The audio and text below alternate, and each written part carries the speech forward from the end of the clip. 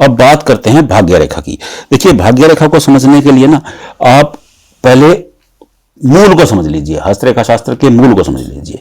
हस्तरेखा शास्त्र कहता है कि कोई भी रेखा जितनी मोटी होती है उसमें बल उतना कमजोर होता है। देखिए, जमाना आप ज्यादा मोटा थुल फुल आदमी होगा ना, उसको चलते ही सांस फूल जाएगा उसका। आप समझ लीजिए इस बात को। कहते हैं ना कि मोटापा बुरा है, वो हस्तरेखा शास्त्र में भी है। अगर मोटा बंदा होगा वो ज्यादा नहीं चल पाता है। जितनी पतली रेखा होती है उतनी बली होती है। जो इंसान स्लिम एंड ट्रिम होता है वो बेहतर होता है। अब आप इस हथेली में देख लीजिए, ये हथेली में इनकी भाग्य रेखा आई और ये मोटी आई यहां तक। देखिए, दोहरी करके चला देता हूं मैं, इसको मोटा कर देता हूं। मोटी भाग्य रेखा है।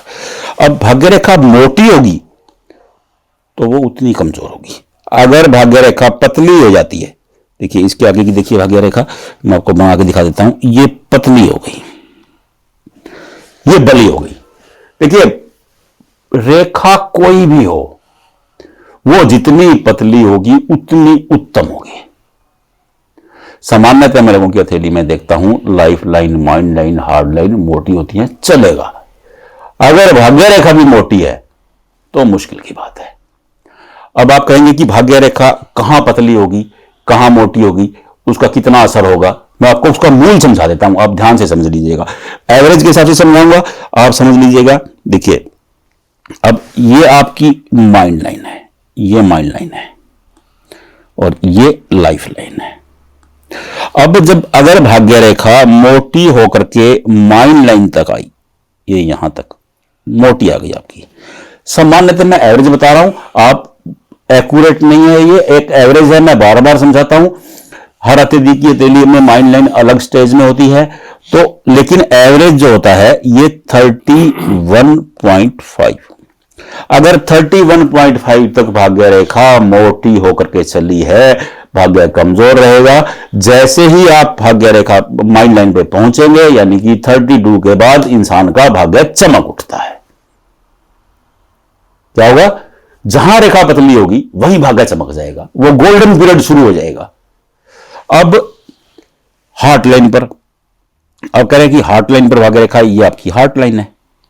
अब हार्ट लाइन पर भाग्य रेखा जब पहुंचेगी, अगर हार्ट लाइन पर भी मोटी भाग्य रेखा पहुंचती है, देखिए यहां तक भाग्य रेखा मोटी है आपकी, यहां क्या होगा 53, ये 53.7 होता है। फिर भी आप इसको 53 लगा के चले, 53 के बाद आपका भाग्य चमकेगा। उसके बाद क्योंकि भाग्य रेखा जितनी पतली रहेगी उतनी उत्तम रहेगी, बहुत शानदार रहेगी। अब अनेक लोगों की हथेली में मैं देखता हूं कि भाग्य रेखा ऊपर से पतली है। देखिए, मैं बना के भेजता हूं आपके पास, रुकिए। देखिए,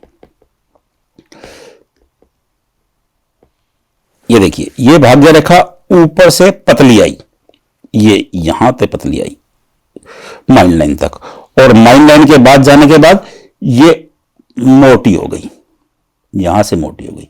तो समझ लीजिएगा 32 में उलझन शुरू हो गई, और ये जितनी मोटी चलेगी, अब हार्ट लाइन तक आई मोटी है, 53 तक, 53 तक मोटी आई, 53 तक आपका लक साथ नहीं देने वाला है, भाग्य कमजोर हो गया है, मोटापा आ गया। सोच लीजिए आप चलेंगे सांस फूलेगा। और उसके बाद अगर ये पतली हो जाती है, उसके बाद ये पतली हो गई, मान लो ये पतली हो गई, और बीच में ये बीच का स्थान है, यहां मोटी रह गई है। तो बीच के स्थान पे जहां मोटी रहेगी, जहां भाग्य रेखा मोटी होगी, समझ लीजिए आपका भाग्य साथ देना कम हो जाएगा।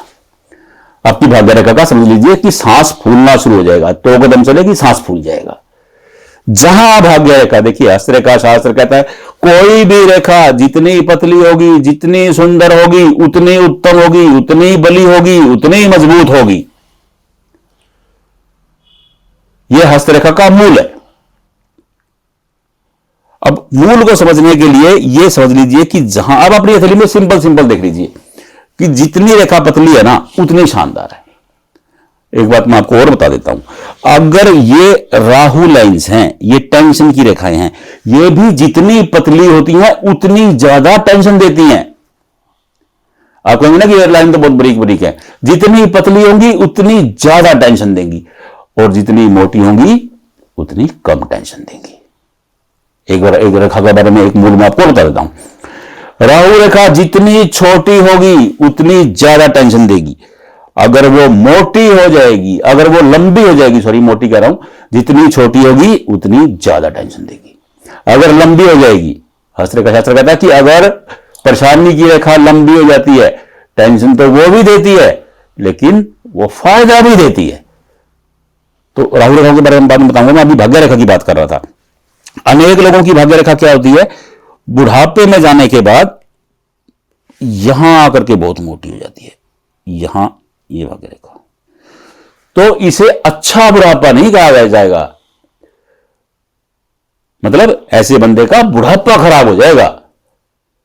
ये बुढ़ापा खराब होने का संकेत हो जाता है। जहां रेखा मोटी हो जाए आप समझ लीजिए कि गड़बड़ हो गई। अब इसका उपाय देखिए, इसका उपाय यही है, जिस ग्रह के पास आकर के रेखा मोटी होती है वो समझ लो वो ग्रह आपका खराब है। अगर ये शनि पर आकर के मोटी हो गई तो आप सोच लीजिए आपका शनि खराब है। अगर ये राहु के स्थान पर आकर के मोटी हो गई तो आप सोच लीजिए कि आपका राहु गड़बड़ है। यही सोच के चलिएगा। अब आप अपनी हथेली में चेक कीजिए। मैं बार बार बोलता हूं कि आप अपने पंडित खुद बनिए, खाली पंडित जी के सहारे मत रहिए। आप अपनी हथेली के पंडित खुद बन जाइए। आप खुद चेक कर लीजिए कि आपकी हथेली, वो कहते हैं ना कि पोथी पोथी पोथी पढ़ जगमुआ पंडित भयो ना कोई।